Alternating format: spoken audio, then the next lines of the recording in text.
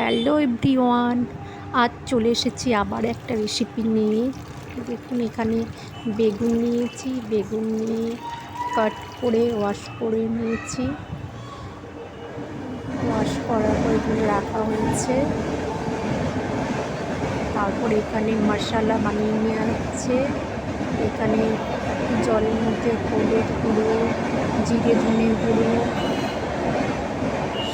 সামান্য স্বাদ মতো নুন, লঙ্কা গুঁড়ো মিক্স করেছি।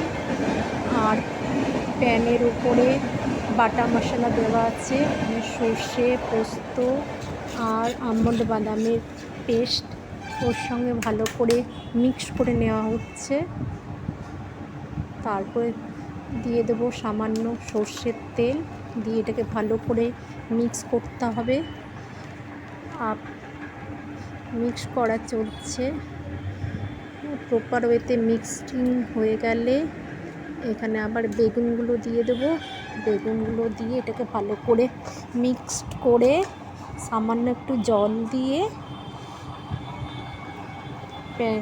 ওভেনের উপর বসিয়ে দেবো। এটাকে আপনারা ভাপিয়েও নিতে পারেন। দেখুন হয়ে এসেছে ফুটে ফুটে। এটা যখন জলটা কমে আসবে, এবার আমরা এর মধ্যে দেশি ঘি দিয়ে গার্নিশিং করে নেব। ফাইনাল ফিনিশিং টাচ দিয়ে দেব। হয়ে গেল মশলা বেগুন। এইভাবে কেউ কি বানিয়ে খেয়েছো? খেয়ে একবার দেখবে, দারুণ খেতে। আবার একবার আমরা কভার করে দিলাম। দেখুন এবার আমরা সার্ভ করে নিচ্ছি।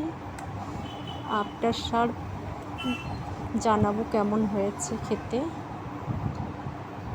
জাস্ট ওয়াও, দারুণ হয়েছে। ভাতের সঙ্গে এটা খুব ভালো লাগবে, রুটির সঙ্গেও ভালো লাগবে। Thank you, tata.